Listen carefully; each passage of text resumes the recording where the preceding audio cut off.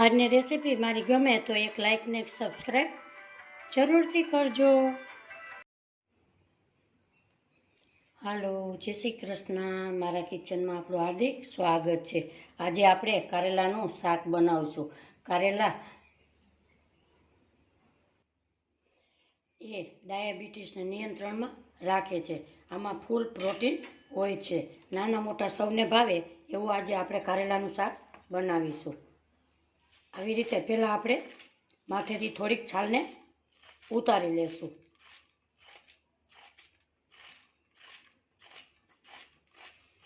આવી રીતે આપણે અહીંયા બધા કારેલાની છાલ આછી આપણે ઉખેડી લીધી છે. બે બાજુથી કટ કરીશું અને આવા ગોળ ગોળ પતીકા કરી લેશું. સાવ પતલા નથી કરવાના, થોડી થિકનેસ રાખીશું. હવે આપણે કટકા ગોળ ગોળ કરીશું. અહીંયા આપણે બધા કારેલા આવી રીતે સુધારી લીધા છે. હવે એમાં આપણે મોટી 1 ચમચી મીઠું નાખી અને આવી રીતે ચોરી ઢાંકી અને 3-4 મિનિટ રહેવા દેશું. આપણે 250 ગ્રામ કારેલા લીધા, એની સામે 3 ડુંગળી લીધેલી છે. એને મેં છાલ ઉતારી અને આપણે 4 કટ કરીશું આવી રીતે. પછી એની ઝીણી ઝીણી આવી આપણે સ્લાઇસ કરી લઈશું. કારેલાનું શાક ખાવામાં ખૂબ જ સ્વાદિષ્ટ લાગે છે.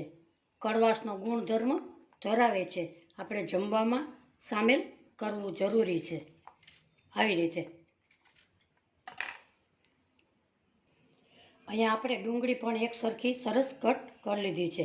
આને આજે આપણે નવી જ રીતે આપણે બનાવવાના છીએ, તો આપણે આજે એનો સરસ મસાલો કરી લઈએ. સૌપ્રથમ ગેસ ઉપર મેં એક પેન મૂકેલી છે. એમાં ઉમેરીશું માંડવીના દાણા, ધાણા, વરિયાળી. આપણે સૂકું ટોપરોના કટકા નાખતા હોય તો એમાં ઉમેરવાનું. આપણે અહીંયા ભૂકો લીધો છે એટલે શેકવાનો જરૂર નથી. આને હવે આપણે શેકી લેશું. આ મસાલાથી સરસ ભરપૂર એવું તમે શાક ચોક્કસથી કરજો. નાના મોટા સૌને ભાવશે.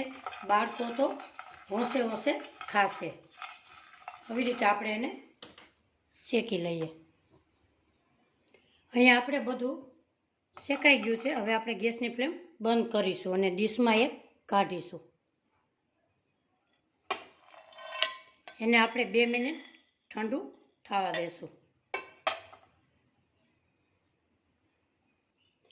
આપણો મસાલો ઠંડો થઈ જાય ત્યાં સુધી આપણે કારેલાની પ્રોસેસ કરી લઈએ. એમાં નાખીશું 1/2 ગ્લાસ પાણી. એને એકદમ આવી રીતે આપણે ચોરી લેશું.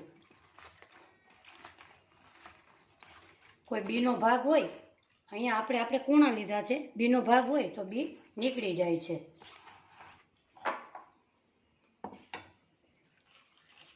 આવી રીતે એકદમ નીચોવી અને પાણી આપણે કાઢી લેશું.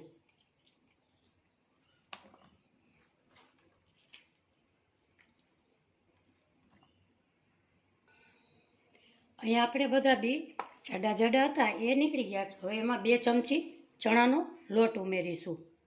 એનું સરસ હવે કારેલા ઉપર સરસ કોટિંગ તૈયાર થશે.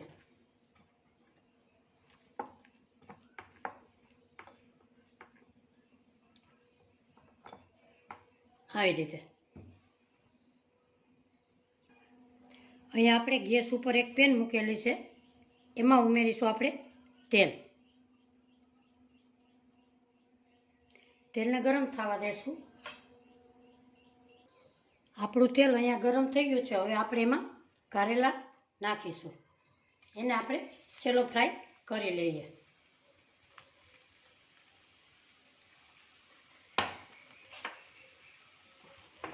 એને આવી રીતે આપણે હલાવીશું.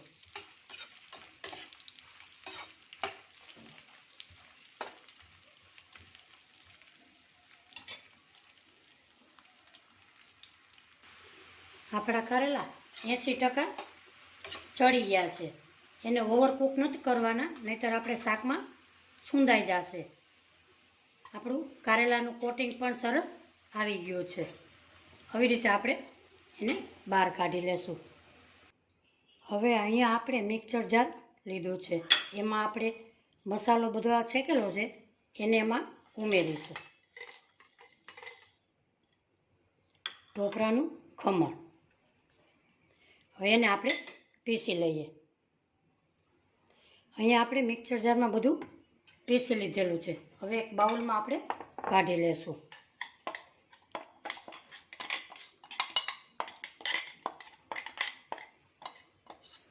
હવે એમાં આપણે મસાલા કરીશું.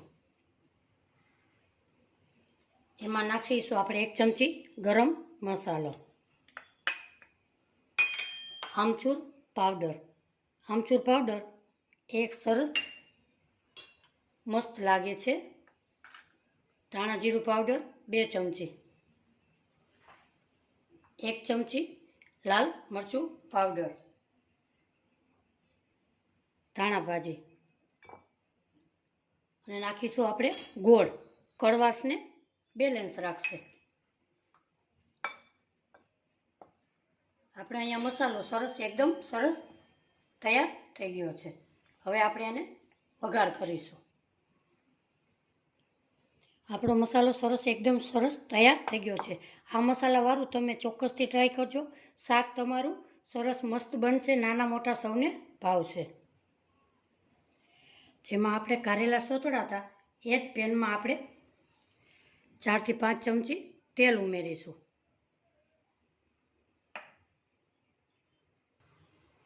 અહીંયા આપણું તેલ આવી ગયું છે. એમાં આપણે 1/2 ચમચી રાઈ ઉમેરીશું, 1/2 ચમચી જીરું ઉમેરીશું, હિંગ નાખીશું અને ડુંગળી નાખીશું.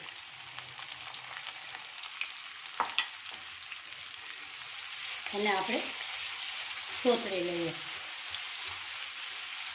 આજની મારી રેસીપી તમને ગમે તો લાઈક, શેર અને સબસ્ક્રાઈબ જરૂરથી કરજો. આવી રીતે આપણે એને પકાવી લઈએ. એમાં નાખીશું આદુ, મરચાં, લસણની પેસ્ટ.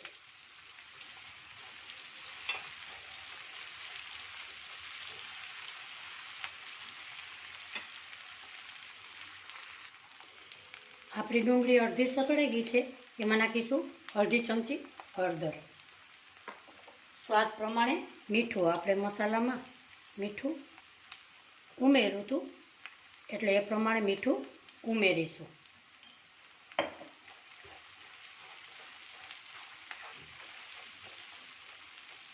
આપણી ડુંગળી સતળાઈ ગઈ છે. આપણે નાખીશું કારેલા.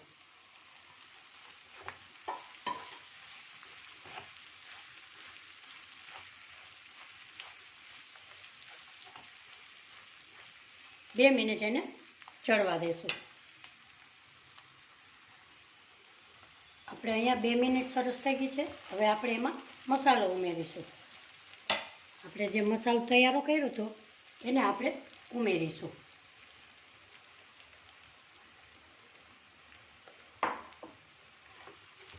હવે આપણે એને આવી રીતે હલાવીશું. મસાલો સરસ શાકમાં એકદમ સરસ મિક્સ થઈ જાય. 2 મિનિટ ઢાંકણ ઢાંકી દેશું. આપણે અહીંયા 2 મિનિટ થઈ ગઈ છે. વાવ, આપણું શાક મસ્ત તૈયાર થઈ ગયું છે. હવે આપણે માથે ઉમેરીશું ધાણા ભાજી. હવે આપણે એને સર્વ કરીશું.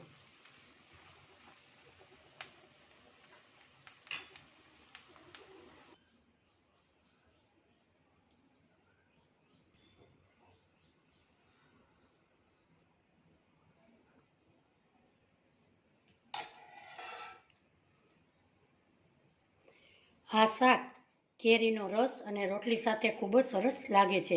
આજની રેસીપી મારી તમને કેવી લાગી કોમેન્ટ બોક્સમાં જરૂરથી જણાવજો. તમે કારેલાનું શાક કેવી રીતે કરો છો એ પણ મને જરૂરથી જણાવજો. ફરી મળીશું એક નવી રેસીપી સાથે. ત્યાં સુધી મારા જય શ્રી કૃષ્ણ.